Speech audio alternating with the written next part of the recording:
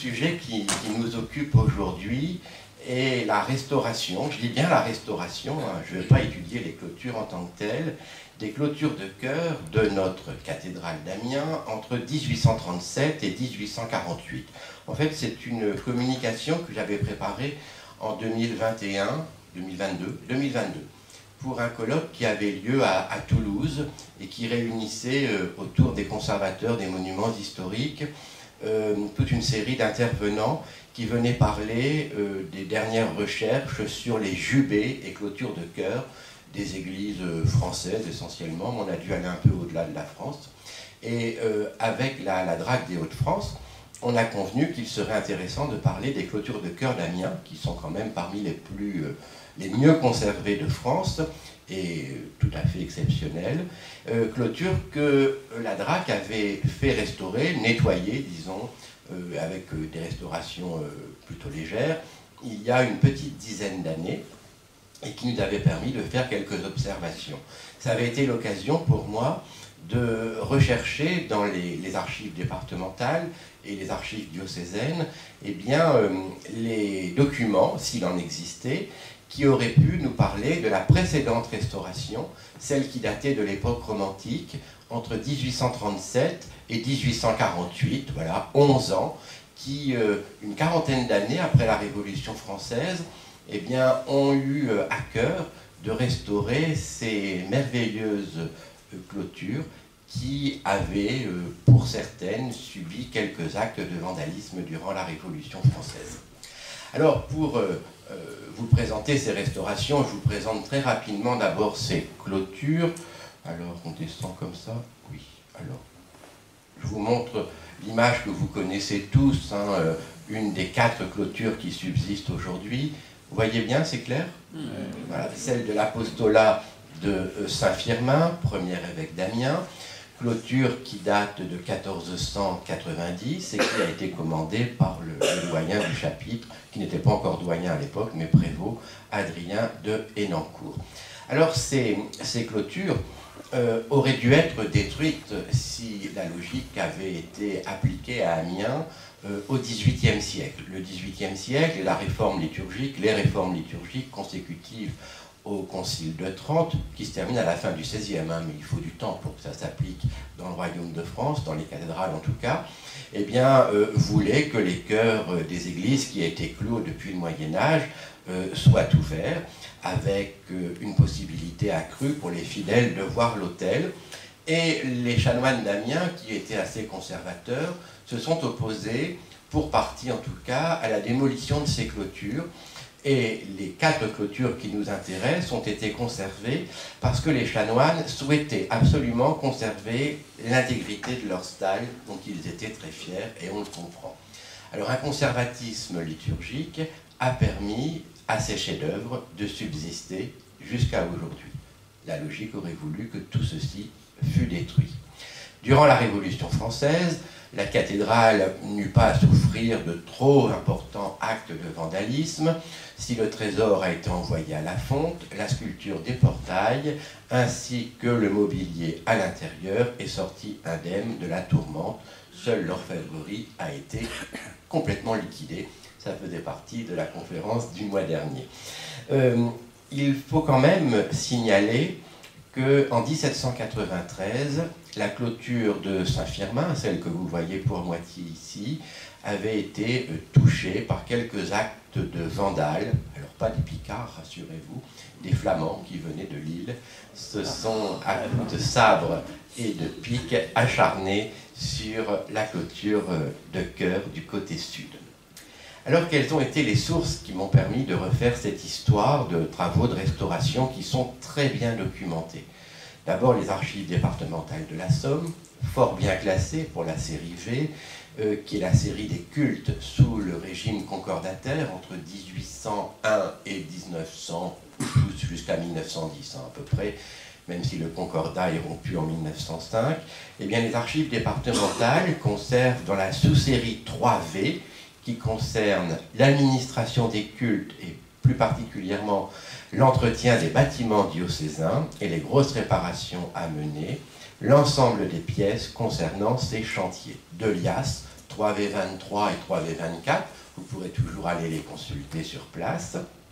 Ajoutons à cela eh bien, les très riches archives de la Société des antiquaires de Picardie, qui, vous le verrez, a été partie prenante de ces travaux de restauration, les archives du diocèse, ainsi que les publications de la SAP, donc notre société a publié dans le tome 9 de ses mémoires in octavo, en 1848, un opuscule des abbés Jourdain et Duval consacré à l'histoire des clôtures de chœur et leur analyse iconographique, les deux auteurs rapportant certains faits touchant à la période révolutionnaire qu'ils n'avaient pas connue directement, mais nous étions à 40 ans seulement des événements, et donc la mémoire orale, si vous voulez, de ces événements était encore conservée, et ils ont pu nous la transmettre. C'est donc des éléments qui sont absolument précieux.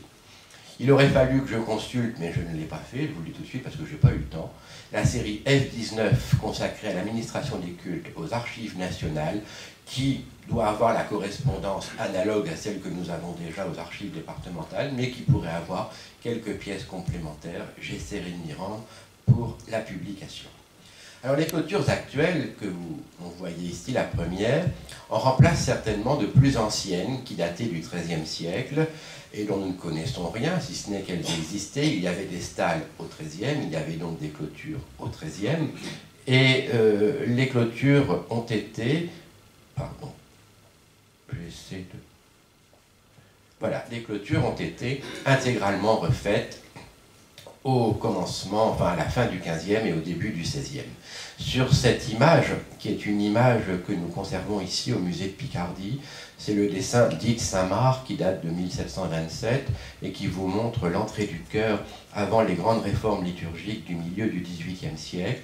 Vous voyez la seule image connue à ce jour du jubé de la cathédrale, donc cette clôture qui fermait à l'ouest le chœur des chanoines, qui est un jubé qui date probablement, même certainement, des années 1270-1280.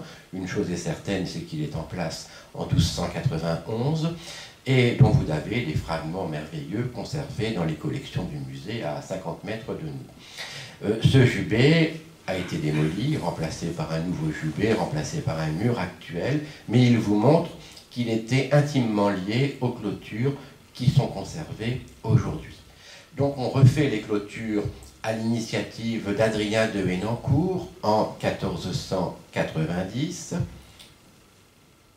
Voilà, celle que vous voyez ici. Il est à l'époque prévôt du chapitre. Il est représenté tout à gauche. La flèche marque quelque chose là? Oui. Vous voyez, donc il est ici représenté en donateur, prévôt du chapitre cathédral, c'est-à-dire qu'il s'occupe des finances. Et cette clôture sert en même temps d'encadrement au tombeau de son oncle, Féric Beauvoir, dont vous avez ici, dans un enfeu, dans une niche, la statue gisante entourée de chanoines. La clôture suivante est consacrée à l'invention miraculeuse, on les verra ensuite, des reliques de Saint-Firmin, sous l'épiscopat de Saint-Sauve, début du 7e siècle.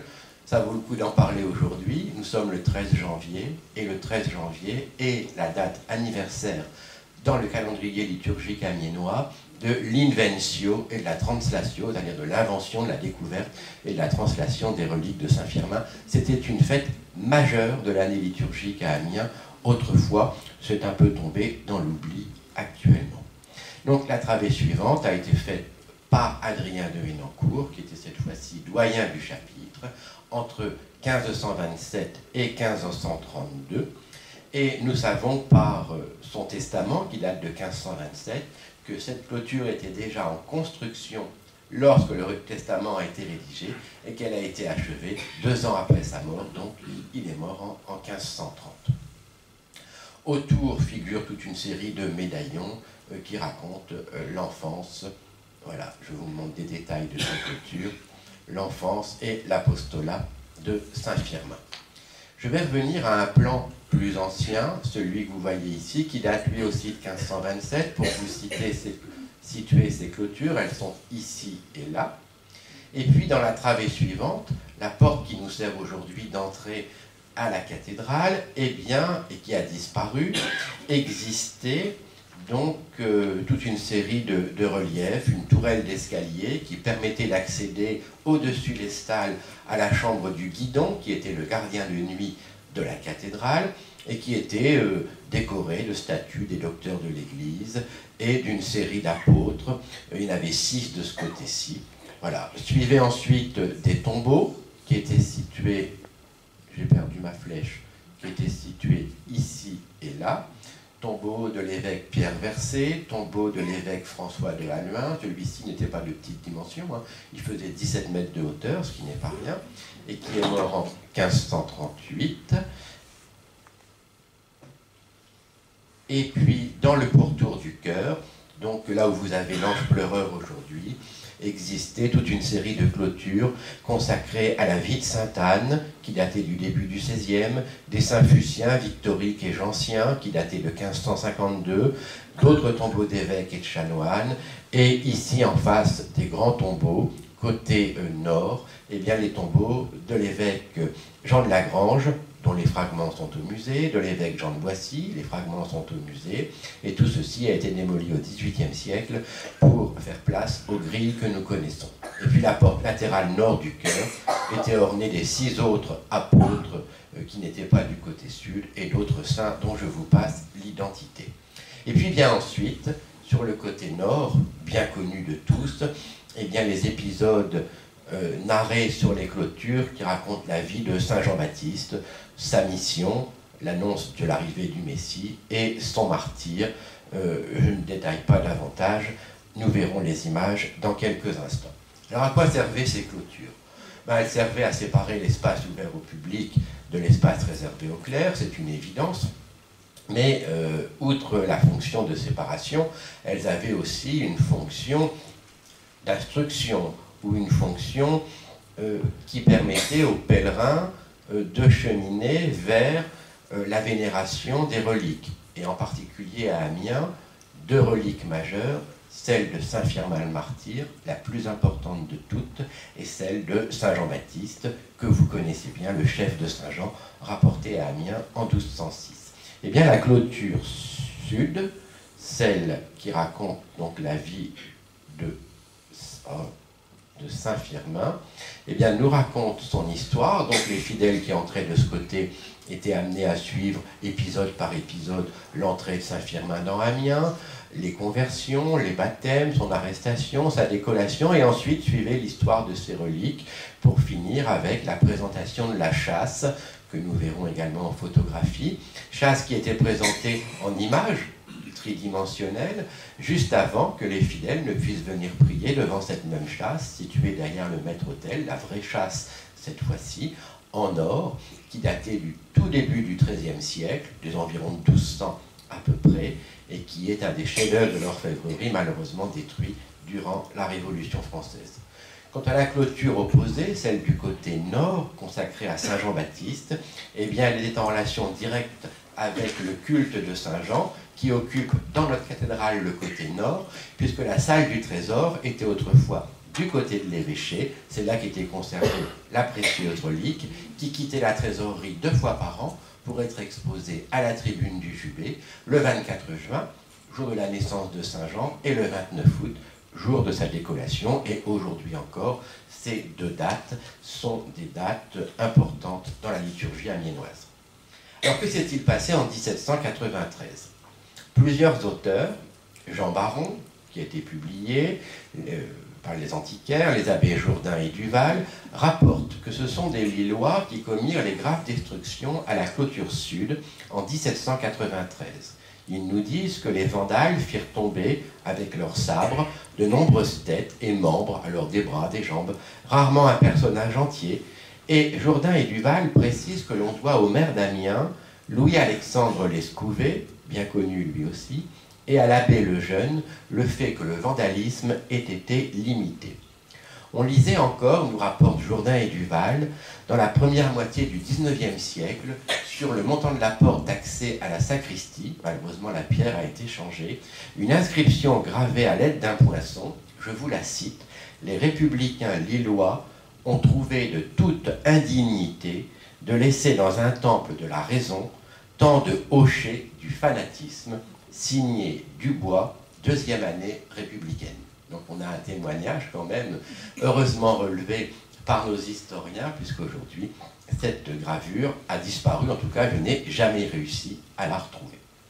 Alors en 1837, l'État français, qui est propriétaire des lieux depuis la Révolution, c'est toujours le cas aujourd'hui, s'apprête à faire restaurer les dégâts commis en 93. C'est là qu'intervient un prêtre, l'abbé Alexandre-Joseph Lefebvre, dont j'ai retrouvé qu'il était né en 1795 et qu'il est mort en 1860. Notre abbé Lefebvre est curé de Thésy-Climont.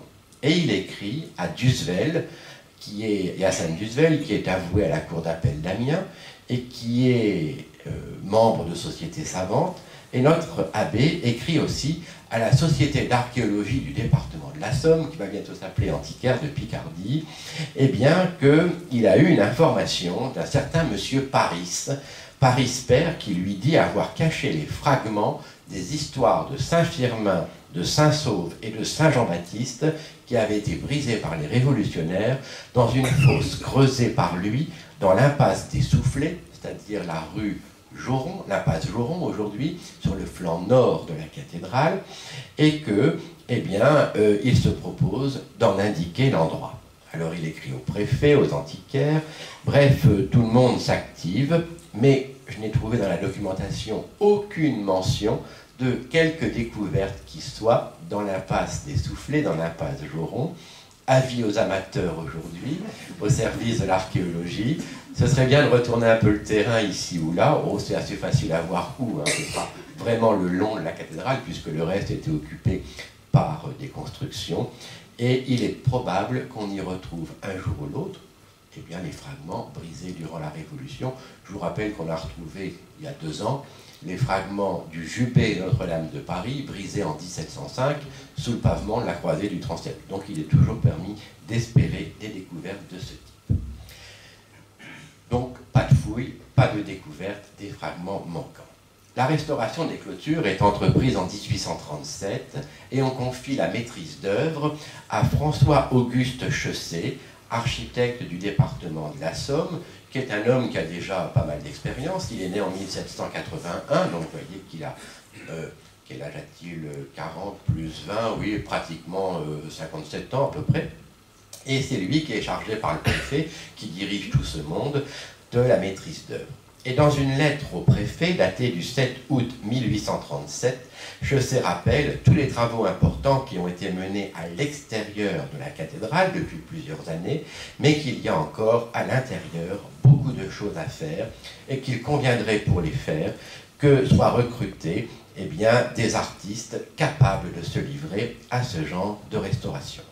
Il argumente auprès du préfet et du conseil général du département de la Somme, qui est celui qui tient les cordons de la bourse, et qui assure le financement des travaux, et il va obtenir année après année des crédits du conseil général du département. Je ne vais pas vous rappeler tous les crédits alloués, mais ça fait une somme tout à fait rondelette quand on les ajoute les unes aux autres.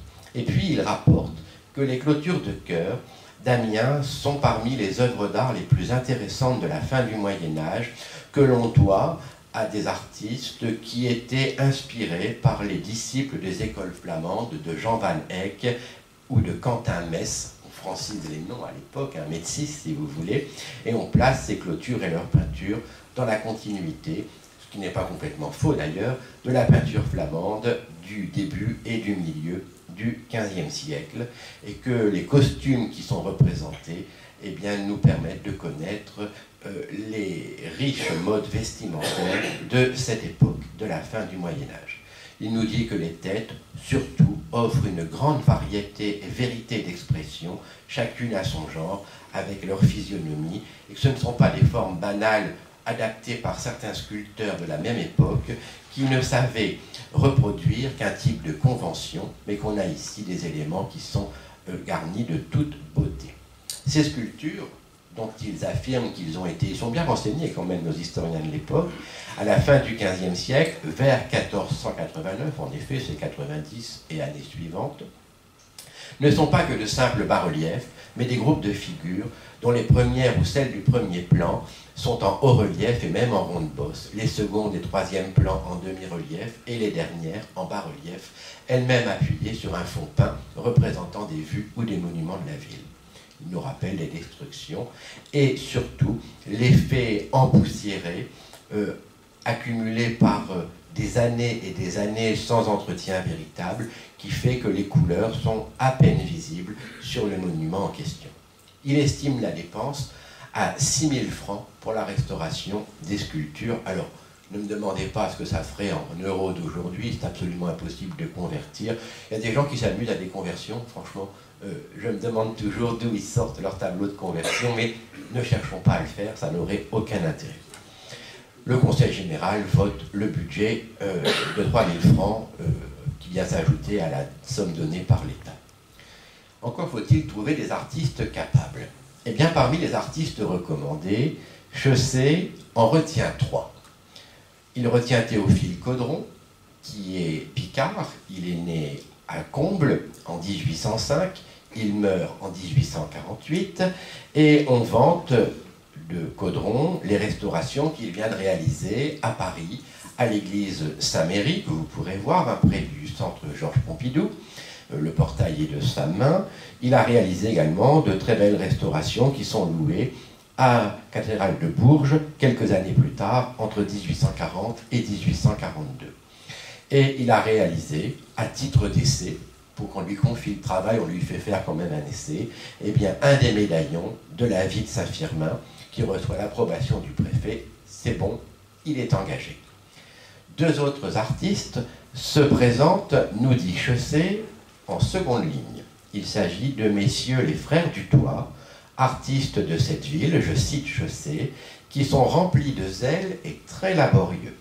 Ces artistes, je cite toujours Chaussé, qui se sont poussés d'eux-mêmes, sans maître, n'en sont pas moins recommandables et ont exécuté plusieurs statues et autres objets de sculpture qui ne sont pas sans mérite. On utilise beaucoup la litote à l'époque. Ils sont d'Amiens et ce serait les décourager que de ne point leur donner une partie de cette restauration. Les frères Dutoit sont recommandés chaudement par l'évêque d'Amiens, Monseigneur de Chabon, qui les a déjà fait travailler quelques années auparavant. Ils sont tout jeunes à l'époque, puisque Aimé est né en 1803 et Louis est né en 1807. Donc vous voyez, ils ont une trentaine d'années lorsqu'ils vont se lancer sur le chantier. Il y a un troisième artiste qui se présente, il s'appelle Monsieur l'évêque, je n'ai pas retrouvé son prénom, c'est pas un évêque, il s'appelle vraiment Monsieur l'évêque, il est né à Abbeville, il est recommandé par le comte de Clermont-Tonnerre, mais il n'est pas retenu. Il fait une soumission bourrée de fautes d'orthographe, donc je pense que c'était pas non plus une très bonne recrue, lui il est éliminé d'emblée. Et à la fin de novembre 1837, le préfet confie la restauration de la clôture que vous avez sous les yeux aux 2 frères Dutoit et toutes les autres à Théophile Caudron. Donc c'est un travail qui va se répartir 3 quarts pour Caudron, 1 quart pour les Dutoit. Mais le premier quart, celui que vous avez ici, était certainement parmi les plus abîmés de toute la série. Alors les travaux commencent aussitôt. Caudron débute seul les travaux. Et dès le mois de mai 1838, des difficultés s'élèvent. Évidemment, quand vous faites des travaux qui sont aussi en vue, vous avez des visiteurs qui vont venir d'Amiens, d'une part, les archéologues, les sociétés savantes, les antiquaires en particulier, enfin, les archéologues, ils ne s'appellent pas encore antiquaires. Les archéologues vont venir de Paris, il n'y a pas encore le train, mais enfin, on fait le voyage en diligence jusqu'à Amiens. Et donc, il y a toute une série de personnes qui s'inquiètent de ce qui se fait actuellement dans cette cathédrale, puisque les clôtures sont déjà quand même un peu réputées. Et on apprend que le 18 mai 1838, une commission de 5 à 6 artistes, enfin, c'est 5 ou 6, mais pas de 5 à 6, mais c'est ainsi que l'archive est citée, donc ils sont 5 ou 6, plutôt 6 d'ailleurs, et d'un nombre égal d'amateurs, à la tête desquels on trouve, excusez du peu, je vous cite les noms, messieurs Mérimée, donc Prosper Mérimée, le baron Taylor, donc celui qui crée et qui publie les voyages pittoresques dans l'ancienne France, le comte de Montalembert, Alexandre du Sommerard, le grand collectionneur, créateur du musée de Cluny à Paris, Léon de Laborde, Albert Lenoir, Herbé de Diderot, Diderot qui fonde les annales archéologiques, dont nous avons tous les volumes dans notre bibliothèque. Eh bien, tous ces gens arrivent de Paris et se rendent à la cathédrale avec mission, dit-on, du ministère de l'Intérieur d'arrêter les travaux commencés.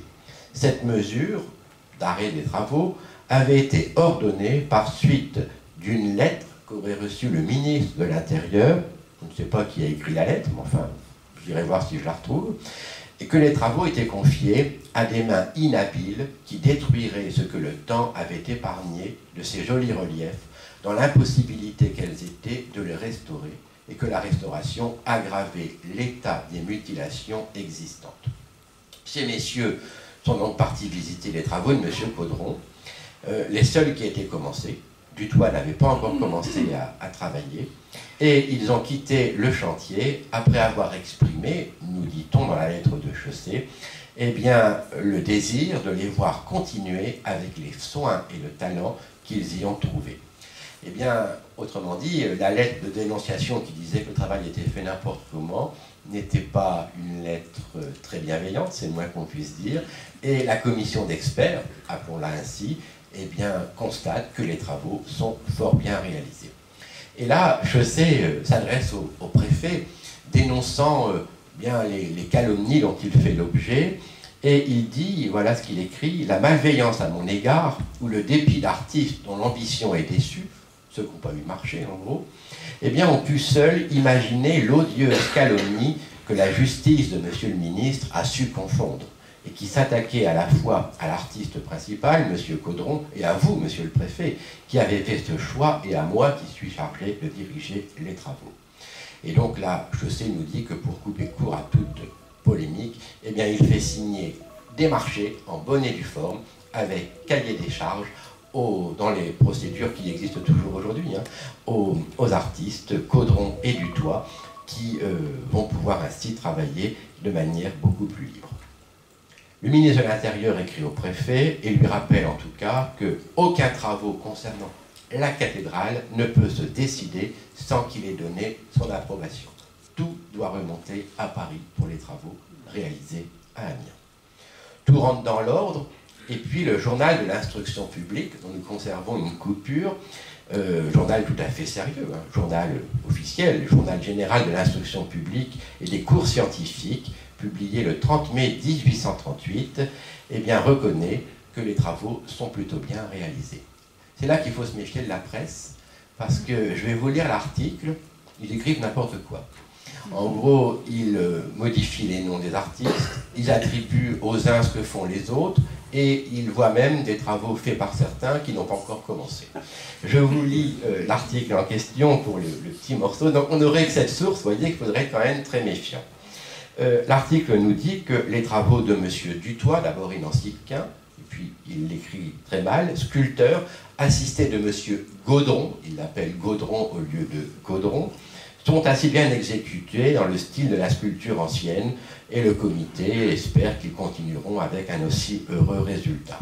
Il vante les travaux du Toit, qui n'ont pas encore débuté, c'est quand même un peu curieux, mais voyez que ce type d'article, il faut toujours les prendre avec des pincettes, et les archives officielles sont, à mon sens, un peu plus fiables.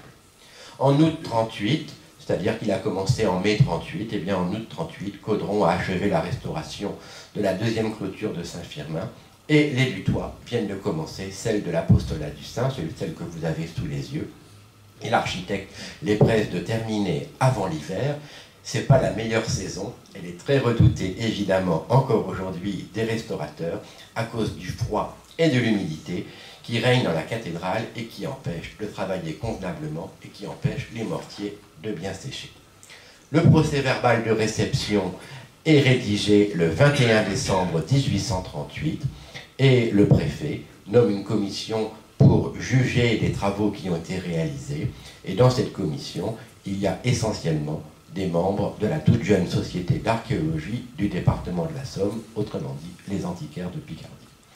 Elle donne un rapport tout à fait détaillé et déclare à l'unanimité que la partie la plus mutilée, l'invention des reliques de Saint-Firmin, a été confiée à l'habile ciseau de M. Caudron, a été exécutée avec un talent remarquable et une intelligence de l'art qui mérite un grand éloge, que cet artiste comprend toute la naïveté des gracieuses compositions et a su s'élever à la hauteur de talent des créateurs de ces sculptures si pittoresques.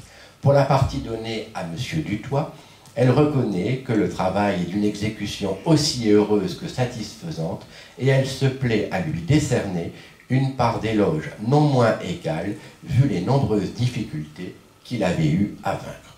Alors on aimait bien quelques observations, il faut chipoter toujours dans les coins, et on demande à M. Dutoit de relever un peu l'épaule gauche de Saint-Firmin par ici, de donner plus de douceur et de grâce à la figure de la jeune fille qui reçoit le baptême, de lui faire baisser les yeux et de diminuer la masse de ses cheveux, de donner un caractère de figure moins commun et moins hideux au soldat qui met la main sur l'évêque pour l'arrêter, de diminuer ici un peu l'épaisseur du cou et de retoucher ici la tête d'un enfant ou d'adoucir la tête d'une femme. Bon, je vous montre quelques photographies. Voilà, donc l'état de la clôture avant restauration. C'est une lithographie publiée dans les Voyages pittoresques et romantiques dans l'ancienne France, j'ai abrégé, Voyages pittoresques, consacrée à la Picardie, dont la publication débute en 1835. La litho est peut-être de 36-37, en tout cas elle est d'avant 38, c'est certain. Elle vous montre la clôture avec ses mutilations. Vous voyez qu'il manque la tête d'Adrien de Henencourt ici, que la mâchoire de Firmin a disparu, qu'il manque ici la tête de ce personnage, que l'évêque prêchant ici a disparu. C'est le seul document iconographique qui nous permette aujourd'hui de déceler les éléments vandalisés en 1793. Voilà la restitution et la restauration qui est proposée par Louis et Aimé Dutoit. On refait la tête d'Adrien de Henencourt, on refait l'évêque en chair ici même, on refait le personnage qui est ici et celui qui est ici, le petit garçon dont je vous montrerai un détail à la toute fin de la conférence. Ces personnages, d'après la tradition familiale, Monique, tu me contrediras, sont les figures pour le petit garçon de Edmond Dutoit, qui est encore un bambin à l'époque, et de sa mère, Geneviève Pochet-Dutoit, qui a posé pour donner l'image, la figure du personnage qui est ici représenté sous son voile blanc. Voilà la deuxième partie de la clôture, avec le baptême d'Attille. Vous voyez que dans la cuve baptismale ici, il a fallu refaire la tête de la baptisée, celle dont on demandait qu'il fallait lui faire baisser un peu les yeux et diminuer la masse de ses cheveux. Il nous manque ici la tête de Saint-Firmin qui s'apprête à être tranchée, et il nous manque l'intégralité du bourreau qui lui tranche la tête. Il reste juste les pieds et les chausses. Voilà les images d'un peu plus près pour la restitution qui est offerte par Dutoit. Attille dans la cuve baptismale. Le bourreau ici qui met la main sur l'épaule de Saint-Firmin et dont on nous demande qu'il faut donner à sa figure un caractère moins commun et moins hideux. Voici les deux images mises en rapport. Le martyre de Saint-Firmin, donc dans la version vers 1835 et aujourd'hui. Donc vous voyez que la restitution est énorme, là, puisqu'il ne restait vraiment que les pieds du bourreau de la flagellation, de la décollation de Saint-Firmin. Je vous montre un détail de la peinture de Lanfeu, sublime peinture, qui est attribuée au maître d'Antoine Clabaut, un peintre qui est à la fois peintre de manuscrits et peintre monumental. Ce peintre, on l'identifie aujourd'hui très volontiers, c'est lui qui a peint les Sibylles également, comme étant le peintre d'origine arageoise, Riquier-Auleroy. Il a peint des puits Notre-Dame aussi, que l'on a vu il y a 2 ans. Voilà la clôture de l'invention des reliques de Saint-Firmin, qui était certainement la plus mutilée, restaurée par Caudron, avec tous les médaillons de son enfance en partie basse. Voilà dans quel état elle se situe avant sa restauration. Il nous manque la tête de Saint-Sauve, il nous manque la tête des personnages des premiers plans. En gros, tout ce qui était en saillie a été, à coups de sabre, et bien, tout simplement décollé. Et ici, il nous manque toute cette zone qui représente Saint-Sauve priant devant l'autel au moment où se passe le miracle du rayon de soleil qui va annoncer l'endroit où est enterré Saint-Firmin. Voilà donc ce très beau dessin qui a été acquis grâce aux amis des musées, je crois, il y a assez peu de temps, qui est un dessin de Bonhomé, qui est le dessin original qui a servi à faire la lithographie qui est publiée dans les Voyages pittoresques. Là, je vous montre le dessin original qui nous fait l'état précis de tout ce qu'il manque et l'état actuel. Vous pouvez ainsi vous amuser au jeu des différences et voir ce qui a été refait par Théophile Caudron. Oh, pardon, excusez-moi. Voilà, il y a un petit chien qui a été ajouté, des têtes essentiellement, et l'image essentielle de l'évêque Préchaud. Voilà la deuxième partie. Non, ça je vous l'ai déjà montré, pardon. Ici, sur l'autel, vous voyez que l'autel a été complètement restitué ici, ainsi que la figure de Saint-Sauve en prière, revêtue d'une chasuble blanche. Et les courtines de l'autel ont été également complètement restituées, ainsi que le soleil qui traverse ici, avec ses rayons, le vitrail. Et voici la dernière scène, qui est celle de l'invention proprement dite, à gauche, où vous voyez prêtres et évêques assister à la découverte du corps de Saint-Firmin à Saint-Acheul, et la chasse, la fameuse chasse, qui est celle de 1200, offerte par Thibaut d'Ailly, celle que nous regretterons à tout jamais, qui est portée là par des prêtres et des diacres lors de la translation des reliques, le 13 janvier d'une année que nous ne connaissons pas. Voilà la restitution effectuée par Théophile Caudron. Les sculptures ont été refaites toutes, non pas en pierre, mais en plâtre. C'est ainsi le procédé qui a été choisi.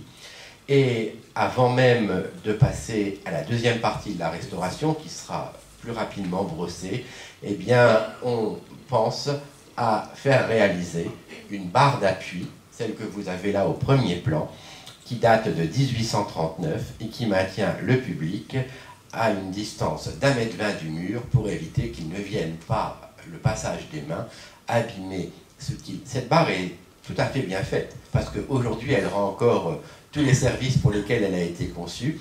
Elle a 200 ans, quasiment, elle est increvable, et elle est parfaitement discrète. Donc, avis aux amateurs, aujourd'hui, c'est pas la peine de trouver de nouveaux procédés, il faut reprendre ce qui a été fait il y a 2 siècles, et on a une très bonne efficacité. Les sculptures sont restaurées en plâtre, je vous l'ai dit, mais des plâtres, c'est blanc, et les sculptures sont colorées. Donc vous imaginez un peu l'aspect bigarré qu'ont pu avoir ces clôtures pendant quelques années, des clôtures qui sont encore sales et qui ont des têtes toutes blanches. Donc reste à désormais restaurer la peinture de ce pourtour du chœur, et là on attend quelques années, histoire que les finances se refassent un petit peu. Et le 30 décembre 1842, le préfet de la Somme écrit au président des antiquaires et à Dusvel, inspecteur des monuments historiques pour le département de la Somme, eh bien qu'il lui fasse connaître leur point de vue sur l'exécution de la restauration des peintures. On confie une fois de plus la maîtrise d'œuvre à HEC, qui lui-même annonçait comme très difficile, plus difficile que la restauration des sculptures, la restauration de la peinture. Et là, 2 conceptions de restauration vont s'affronter, qui aboutiront finalement à une espèce de délicat entre deux. HEC, architecte, qui voit les choses en grand rapidement, eh bien, nous dit en 1939 qu'il préconise une réflexion complète de la polychromie. Pour lui, je cite, « L'ancienne peinture a disparu presque entièrement dans beaucoup d'endroits et ce qui en reste est tellement effacé par le temps que c'est avec beaucoup de peine si l'on distingue les nuances des couleurs et les dessins des étoffes.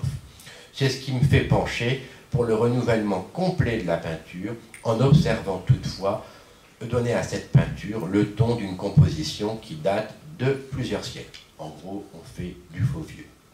La SAP a une autre vision des choses, annonciatrice des méthodes actuelles, et voilà ce qu'il préconise. On ne devrait s'attacher qu'à repeindre les parties qui viennent d'être refaites, en raccordant la nouvelle peinture avec l'ancienne, dont il existe encore des traces, afin de conserver à l'ensemble de ces admirables sculptures son cachet d'antiquité.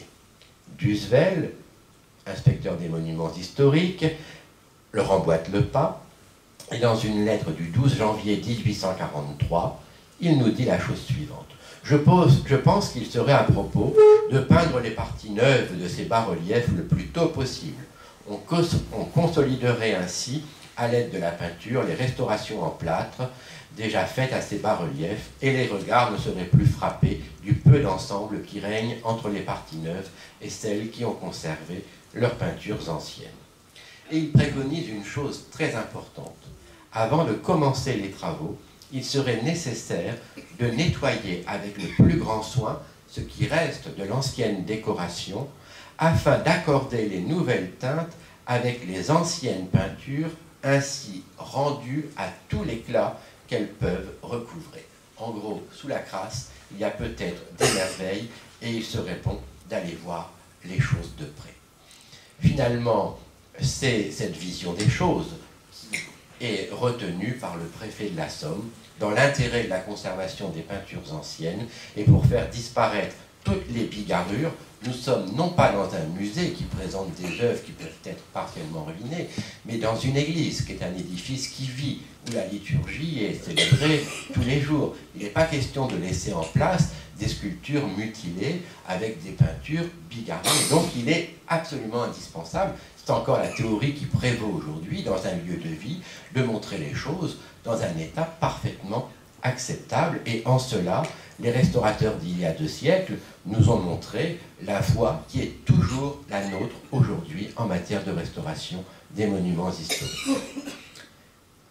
On décide d'entreprendre, avant la réalisation des restaurations, faute de photographie qui n'existe pas encore, je vous le rappelle, nous sommes en 1842, on commence tout juste à faire quelques daguerreotypes. Et croyez-moi, un daguerreotype, ce n'est pas d'une précision infaillible. Eh bien, faute de photographie, eh bien, on demande qu'un travail graphique, un dessin, soit exécuté avec conscience et reproduise les restaurations récemment faites, en sorte qu'on puisse indiquer avec un code couleur les parties anciennes et les parties neuves.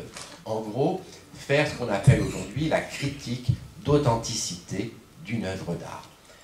On pense confier ce travail à Louis Dutoit, excellent miniaturiste, le meilleur qu'on puisse trouver à Amiens, c'est incontestable, qui représente avec une précision infaillible ce qu'il a sous les yeux. Le dessin a-t-il été fait? Je n'en sais rien. J'en ai retrouvé aucune mention de paiement. On nous dit qu'il faut faire un dessin, il faut faire un dessin, il faut faire un dessin, mais on ne voit jamais le dessin apparaître. Allez savoir, peut-être qu'un dessin ou des esquisses ont été faites, et aujourd'hui, il nous faut nous contenter des dessins de Bonhomé, qui n'ont pas, que je vous ai montré, qui n'ont pas la précision des dessins de Louis Dutoit, et des lithographies qui en ont été tirées par Taylor. Comment est-ce qu'on va procéder pour faire techniquement cette peinture? D'abord, le plâtre qu'on a employé pour les nouvelles sculptures est fragile et impressionnable, comme on dit, au changement de température, et il convient de le prémunir contre les dégradations qu'il pourrait éprouver. Et dans le but de parer à cet inconvénient, la Commission propose d'employer l'application de plusieurs couches d'huile de lin bouillante de manière à saturer le plâtre. Je chose qui sera effectivement réalisée. Donc on a gorgé d'huile de lin l'ensemble des parties neuves réalisées par Caudron et Dutoit. Les antiquaires, ils ont changé de nom cette fois-ci, eh bien, font un grand développement dans leur rapport sur les différentes techniques de la peinture. C'est l'époque où on commence à étudier de près, grâce aussi à l'invention, enfin, au progrès de la chimie, eh bien, les pigments qui sont utilisés, et on s'intéresse de près à l'histoire de la peinture à l'huile, mise au point par les Flamands, par Jan van Eyck en particulier. Je vous passe tous ces développements, mais qui vous montrent qu'on est dans un foisonnement intellectuel à cette époque, où restaurateurs, historiens de l'art, archéologues travaillent ensemble pour essayer de trouver les meilleures solutions pour restaurer au mieux les monuments du Moyen-Âge. La Société des antiquaires, qui en gros prend les rênes du chantier, eh bien, émet quelques préconisations. Nécessité absolue de nettoyer d'abord les sculptures afin de raviver les tons et l'or ancien, en passant sur les sculptures un frottis d'huile. Après avoir saturé d'huile de lin les parties restaurées au plâtre, il s'agit de les couvrir d'une impression de blanc de céruse, du blanc de plomb, posé à l'huile épurée. Ensuite, on posera les couleurs empâtées, les détails à colorier sur les nouvelles parties, et on terminera avec les glacis qui permettront d'apporter les motifs de brocart et toute une série de motifs sur les sculptures dans un procédé propre aux peintres flamands du XVe siècle. Et enfin, on préconise que les dorures seront restaurées à l'or et non pas à la peinture dorée. On se servirait de l'ocre uniquement comme fond, c'est le fond que l'on pose avant de poser la feuille d'or, et que seul l'or doit être utilisé parce que la teinture ocre jaune n'aurait pas l'éclat suffisant. Et là, c'est toujours les avis que nous avons aujourd'hui, interdiction formelle de mettre du faux or, alors de la bronzine, cochonnerie absolue, qu'il ne faut jamais utiliser. C'est beau 15 jours et après ça tourne au vert. Et donc, il est préférable de mettre de véritables feuilles d'or, voire de les patiner un peu pour éviter qu'elles ne paraissent trop clinquantes. Les procédés sont toujours à peu près les mêmes aujourd'hui. On examine de près les pigments, le bleu de cobalt, le cinabre pour le rouge, le sulfure de mercure, etc., etc. Il faut choisir un artiste. Grosse difficulté. Je sais indiquer qu'il ne voyait pas à Amiens l'artiste capable de remplir cette tâche difficile et il priait le ministre de la Justice, les monuments historiques sont passés d'un ministère à un autre, de lui donner des artistes dignes que l'on pourrait trouver à Paris. Eh bien, il y a plusieurs peintres qui se proposent d'eux-mêmes. Dufour, un certain Dufour, alors pas le Dufour des antiquaires, un autre, Jules Horace Dufour, peintre né à Péronne en 1814 et mort en 71, célèbre portraitiste qui est renommé pour les grandes familles de Péronne, d'Abbeville et d'Amiens, et qui a débuté au Salon d'Amiens en 1838. Et on lui doit en particulier plusieurs tableaux d'église dans le diocèse, des créations, des copies, des restaurations de peintures murales, dont l'église de Villers-Carbonel, ne les cherchez pas, ça a été aplati en 1918, et dans l'église Saint-Jacques d'Amiens, ne les cherchez pas, ça a été incendié dès le 19e siècle, aplati en 18 et aplati en 40. Donc là, il n'en reste absolument rien.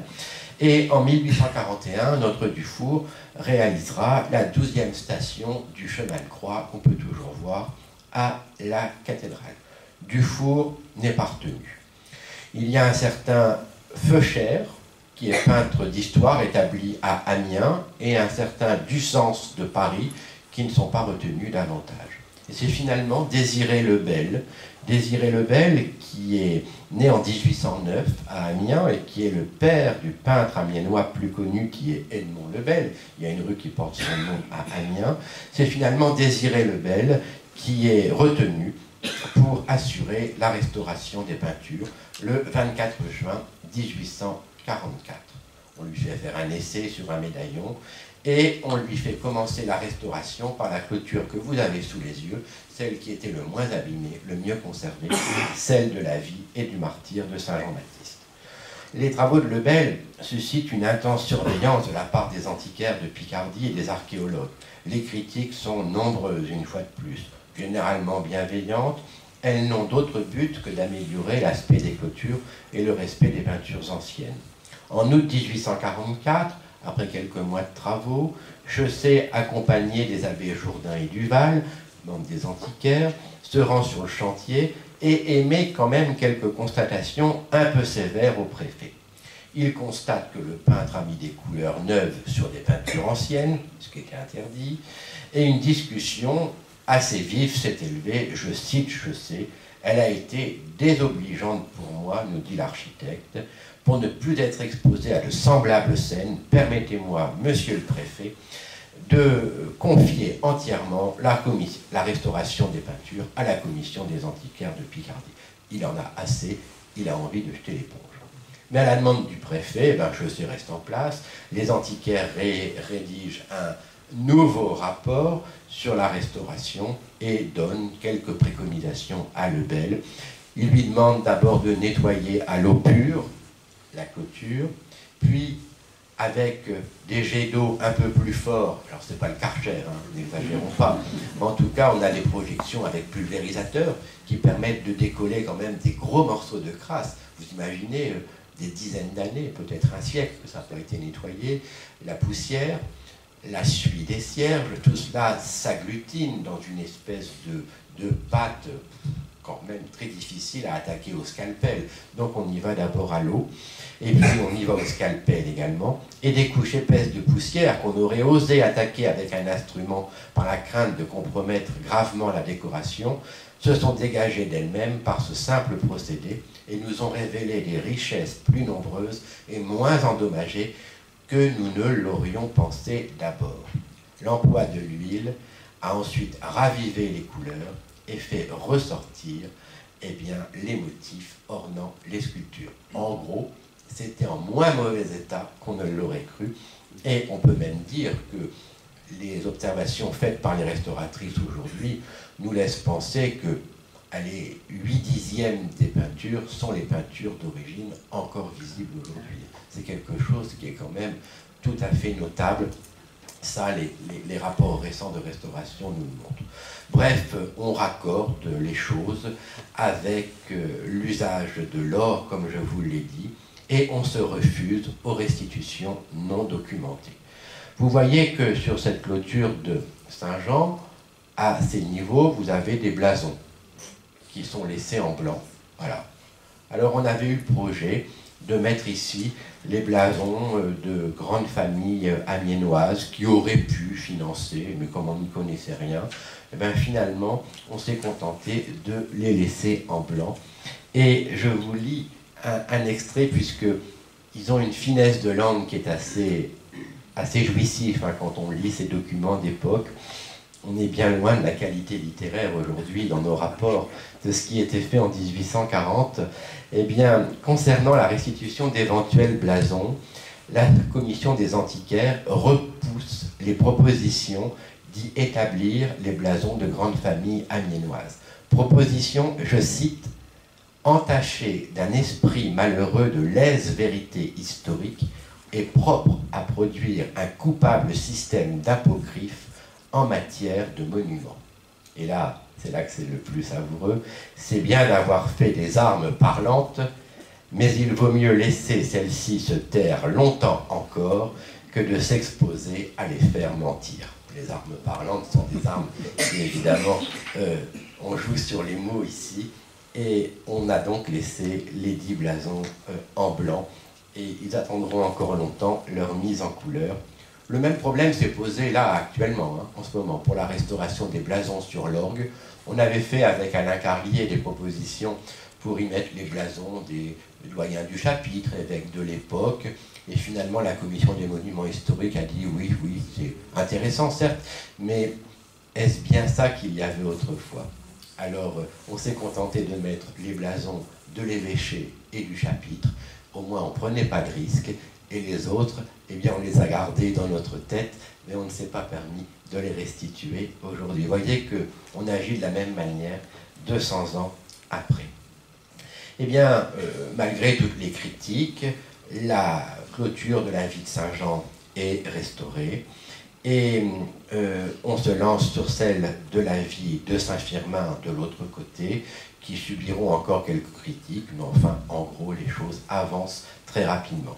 Toute la fausse draperie que vous avez ici à votre droite, elle a été complètement restituée. Elle était en lambeaux et on avait fait un relevé sur un calque aussi précis que possible.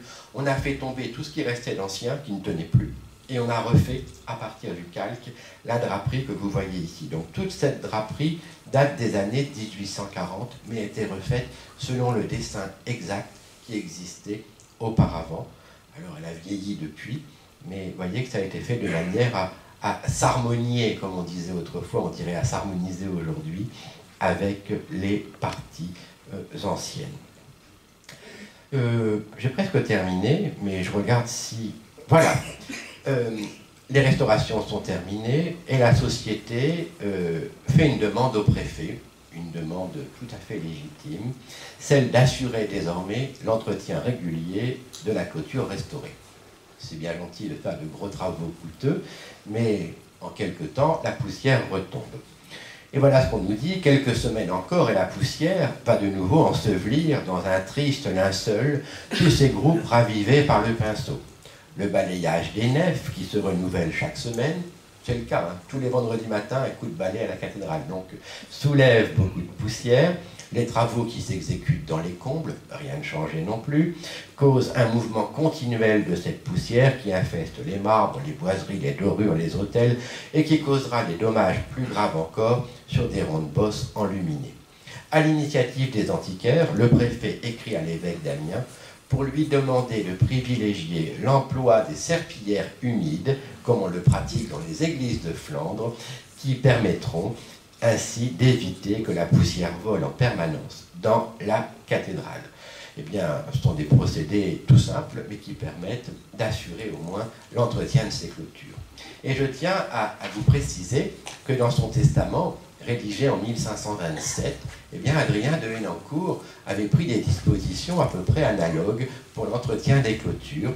Et nous lisons dans son testament l'article suivant, « Item, je donne à l'Office des Marences de Notre-Dame, l'institution qui s'occupe de finances au sein de la cathédrale, 32 sous de rente qui seront employés en la manière qui s'ensuit, 6 sols qui seront donnés aux valets de la fabrique pour nettoyer 3 fois l'an les histoires de Saint-Fremin et l'Invention et les 2 sépultures qu'il y a en dessous, la sienne et celle de son oncle. C'est à savoir le jour de Pâques, enfin pour Pâques, pour la Saint-Jean et pour la Saint-Firmin le Martyr en septembre. Donc 3 fois par an, on payait un valet grâce au testament d'Adrien de Henencourt pour assurer l'époussetage des clôtures et des tombeaux. Les travaux sont terminés en 1846 et la Société des antiquaires, eh bien, qui revient sur la nécessité absolue de réaliser un dessin, qui ne sera jamais fait visiblement, eh bien, conclut que finalement, ces travaux sont plutôt réussis et que, comme nous ne sommes pas dans un musée, mais dans une église, et que les convenances nécessitent que tout y soit en bon état, dans la décoration comme dans l'architecture, on ne pouvait pas laisser indéfiniment à l'état de ruine les clôtures de chœur de cette cathédrale. La société continuera en tout cas ses travaux de suivi sur les chantiers de restauration, en particulier sur le portail de la Vierge dorée. Et le 10 avril 1848, alors que le régime a changé depuis peu de temps, la monarchie de Juillet est tombée au mois de février, eh bien ce sont les commissaires de la République pour le département de la Somme, qui remplace le préfet, hein, il y a eu un petit intermède, qui décide de procéder à la réception définitive des travaux, donc, qui auront occupé une douzaine d'années durant les années 1830-1840. Alors je termine en vous montrant quelques clichés. Nous conservons un seul dessin de la clôture de Saint-Jean, et vous voyez qu'elle était beaucoup mieux conservée que celle opposée. On n'a ici aucune tête qui manque. Un très beau médaillon qui représente, avec la draperie refaite au XIXe, eh bien, les échanges de livres entre Sainte Élisabeth et la Vierge Marie dans les scènes qui suivent la visitation. Ici, le baptême du Christ, où Caudron s'est contenté de refaire la colombe du Saint-Esprit, qui avait entièrement disparu, un élément fragile évidemment. Tout le reste est d'époque. Et il a dû refaire également entièrement le serviteur qui porte cette volaille, qui est une œuvre intégrale du XIXe siècle, réalisée sous le ciseau de Caudron. Les blasons laissés en blanc dont je vous ai déjà parlé, et je termine avec cette image de l'apostolat de Saint-Firmin, où vous voyez ici, réalisé par Louis ou Aimé Dutoit, ou les deux, je ne sais pas, peut-être Louis davantage, les figures supposées de Geneviève Pochet et d'Edmond Dutoit, l'architecte de Notre-Dame de Brebières. Ainsi se termine cette présentation. J'ai tenu les temps. Merci beaucoup.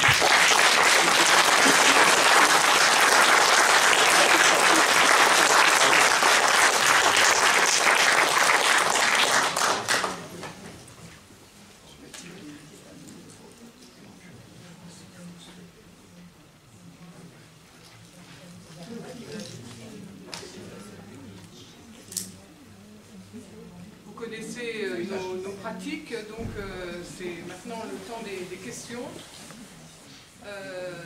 Oui.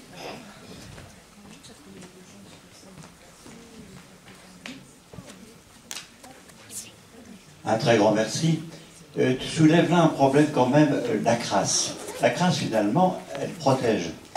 L'enlever, c'est fragiliser à nouveau l'œuvre, notamment si elle est dorée. Est-ce que vous êtes posé la question maintenant à l'heure actuelle pour les restaurations qui ne manqueraient pas d'organiser ou de... Alors, c'est de la peinture à l'huile, donc ça résiste bien quand même. L'or se conserve bien. La poussière protège mais attaque aussi, puisque quand vous avez une accumulation de poussière, cette poussière, elle est très sensible à l'humidité et elle favorise le développement de moisissures. Donc ça c'est propre dans le domaine des monuments comme des archives. Il faut dépoussiérer les documents d'archives si on veut qu'ils se conservent bien. On connaît bien le sujet aux archives départementales. Et donc il faut dépoussiérer. Là on a prévu, est-ce que ce sera tenu, qu'il y ait au moins un dépoussiérage ou un bichonnage tous les 10 ans. La restauration bichonnage, si vous voulez, hein, parce que ce n'est pas une restauration fondamentale, ça nécessite un échafaudage. Pour les deux clôtures, 35 000 €. Ben oui, on n'y va pas à l'aspirateur, on y va quand même. Alors, 35 000 parce qu'il y avait beaucoup à faire, mais peut-être qu'avec 25 000, on aurait suffisamment pour faire tous les 10 ans, ça en vaut la peine. Alors, actuellement, il y a une énorme campagne de restauration à Notre-Dame de Chartres. La clôture de chœur a été complètement restaurée, elle est merveilleuse. Ça a été financé d'ailleurs en très grande partie par les amis de la cathédrale de Chartres, qui ont des moyens financiers qui nous laissent songeurs, et qui ont pratiqué donc cette restauration sous l'égide de la DRAC de la région centre. Mais c'est quelque chose qui donne un effet extraordinaire. Celle de Chartres est blanche, hein. Nous, elle est en couleur, c'est un peu plus gris. Donc prévoir un entretien régulier si possible. Oui, alors moi j'avais une petite question. Voilà. Au sujet des modèles que fournit par Caudron pour valider sa participation au chantier, j'avais déjà vu la mention et je me demande si on sait ce qu'ils sont devenus, ces petits modèles, notamment le médaillon de l'enfance de Saint-Firmin. Est-ce qu'on en a trace quelque part? Est-ce qu'ils existent toujours? Est-ce qu'il n'a pas été tout simplement remonté sur place? Oui, c'est ce que je me demande, parce qu'évidemment, s'il existe, c'est intéressant, mais est-ce qu'effectivement, on n'en sait rien? Non, c'est pas précisé. J'ai épluché vraiment toutes les liasses, tous les documents. Je n'ai pas laissé passer un seul mot. Et ça, évidemment, ça m'aurait tout de suite interpellé. Et donc, je ne sais pas. Je pense, moi j'ai cru comprendre que le modèle réalisé, qui avait donné satisfaction avait été tout simplement placé où il est encore aujourd'hui. Alors comme il y a plusieurs scènes de l'enfance de Saint-Firmin, il faudra aller voir de près laquelle cela pourrait être, mais on a dû faire un montage, hein. On a retiré la vieille pierre, on a mis la nouvelle. Les parties basses étaient quand même très abîmées. Est-ce qu'il y a d'autres questions? Bonjour messieurs, dames. Je crois qu'à l'origine, la dépouille de Saint-Firmin est à la crypte de l'église Saint-Acheul, et après elle a été mise à l'intérieur de la cathédrale. Oui. J'en ai pas parlé parce que c'était, j'aurais pu, hein, mais le corps de Saint-Firmin, donc ça se passe un 13 janvier, d'après la légende, a été retrouvé un 13 janvier sous l'épiscopat de Saint-Sauve. Tout ça est un peu nébuleux, hein, pour ne pas dire complètement nébuleux, mais que des traditions s'y sont attachées et que le corps a été mis dans une châsse rapportée dans la cathédrale d'Amiens, extrait de la nécropole de Saint-Acheul. Les restes de Saint-Firmin sont toujours conservés dans la cathédrale aujourd'hui.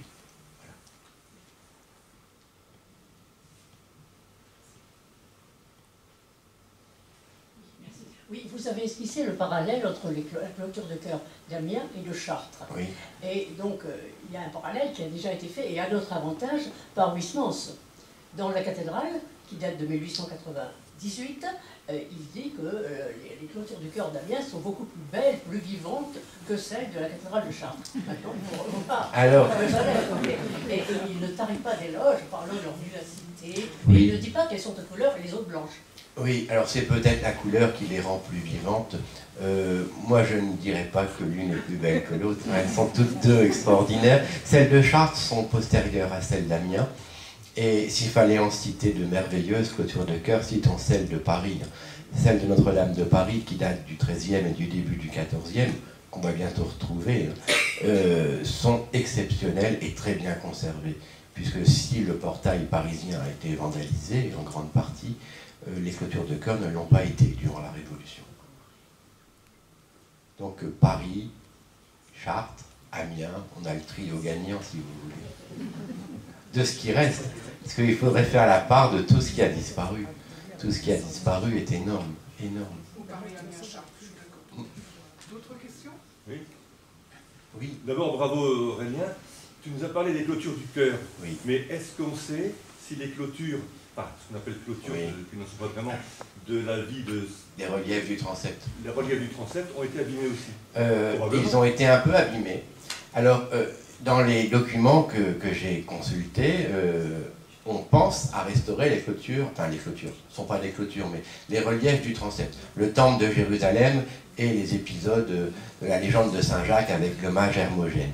Il y a quelques morceaux cassés, on les voit très bien aujourd'hui, un démon qui n'a plus de tête ici, un morceau du temple qui est tombé, et il semblerait, d'après les documents que nous avons aux archives, qu'il n'y ait pas eu de restauration d'ampleur comme sur les clôtures de chœur. Et aujourd'hui, le travail serait amené. Et le dépoussiérage n'a pas encore été fait. Mais comme elles sont moins en vue, eh bien, c'est toujours les dernières à passer. Et elles sont toutes les deux très intéressantes. J'ai un attachement particulier pour le temple de Jérusalem, qui est d'abord un thème iconographique rare, je ne vais pas dire unique, mais rare, et qui revalorise à une époque où la réforme se fait sentir, où l'on attaque de plus en plus les clercs et en particulier les prêtres, eh bien l'importance du prêtre et du grand prêtre au sein de la religion juive, avec le parallèle évidemment que l'on veut faire avec la religion catholique. Et c'est une clôture qui est vraiment passionnante et qui trouve ses sources d'inspiration dans des gravures allemandes de la toute fin du XVe siècle, publiées en particulier dans la chronique de Nuremberg en 1493, qui a servi de modèle pour certaines figures. Et qui, voilà, c'est une clôture qui mériterait une bonne étude dans les avis aux amateurs, hein, une étude déjà iconographique et puis une étude pour sa restauration prochaine. Ça viendra. Tous les ans, on essaie de faire 1 ou 2 monuments dans la cathédrale. On a restauré cette année, enfin en 2023, le monument funéraire du cardinal Charles Aymar de Denonville, qui n'est pas un petit monument. C'était pas un petit budget non plus, hein. Ce monument a coûté, pour sa restauration, la bagatelle de 100 000 € tout de même. Il faut avoir idée aussi de l'importance que représentent financièrement ces restaurations, mais qui sont vraiment essentielles et qui font que notre cathédrale ressemble vraiment à quelque chose. Oui. D'abord, on peut que vous féliciter, Aurélien. Vous avez parfaitement bien rendu compte de la restauration, effectivement, de la culture. Maintenant, qu'en est-il des restaurations éventuelles des chapelles radiales dont les peintures murales sont, disons, en état... Oui, alors il en reste 2 à faire complètement. C'est pas au programme pour le moment, parce qu'on ne peut pas tout faire d'un seul coup, mais je vais vous dire ça, ça va vous faire sourire, on fait plus que d'y songer, hein, mais il y a d'abord les restaurations de toutes les toitures de cette partie de l'édifice qui interviendront dans quelques années, mais là on termine l'orgue, et puis les décors de ces chapelles seront traités, nous l'espérons, dans les 10 ans qui viennent. On a l'éternité devant nous. La cathédrale, pas nous.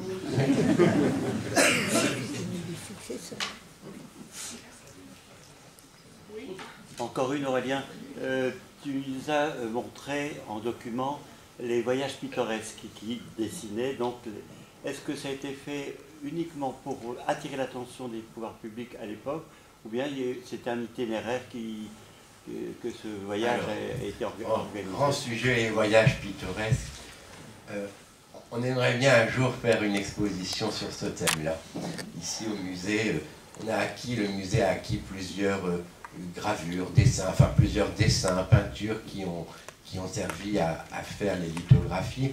C'est une grande entreprise éditoriale que l'on doit au baron Taylor, à Alphonse de Cailleux et à Charles Naudier, qui commencent dans les années 1820 avec la Normandie et qui vont essayer de couvrir les provinces de l'ancienne France, comme on dit, dans cette idée très, très romantique et très neuve à la fois de présenter les monuments du Moyen-Âge avec des scènes pittoresques autour. Et dans les voyages pittoresques, on ne se contente jamais de montrer le monument tel quel, on y place toujours un marché, des personnages vivants, mais des personnages de l'époque où les gravures sont faites.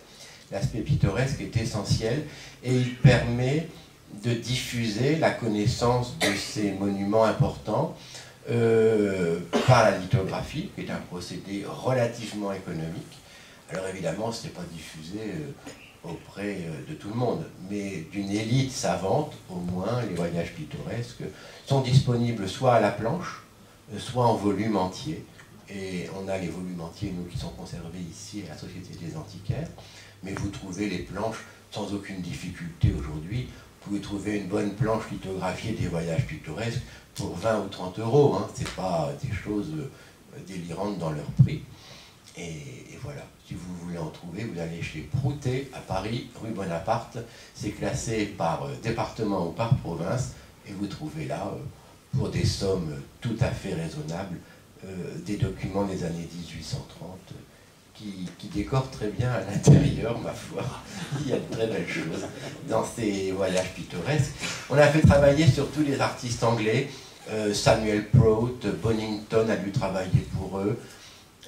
Les Anglais étaient très friands du pittoresque de nos régions du nord de la France et de Normandie, qui n'avaient pas encore subi les ravages qu'avait fait subir en Angleterre la révolution industrielle et qui conservaient un aspect médiéval que l'autre côté de la Manche avait déjà en partie perdu. Donc mais dans l'exposition qui avait été faite ici en 2003 sur Ruskin, Turner et tous ces peintres anglais, on évoquait un peu le sujet, enfin plus qu'un peu, mais ce sera bien, voilà une idée, on a déjà émise, hein, de parler de cela en élargissant peut-être à l'époque romantique pour la Picardie. En fait, il y a 3 beaux volumes pour la Picardie des voyages pittoresques de Taylor et Naudier, avec de très bons dessinateurs. Alors, je vous propose qu'on libère Aurélien parce qu'on a besoin de lui après. Et je vous invite À noter dans vos agendas que notre prochaine conférence sera donnée donc le 10 février et on pourra voir d'autres merveilles aussi d'ailleurs. C'est Pascal Touzé, membre résident des Antiquaires, qui nous donnera la conférence suivante, des peintres verriers de talent intervenus dans les églises de la Somme après la première reconstruction. Donc, je crois que vous allez voir aussi, à reprendre aussi plein les yeux. Dans un mois. Merci.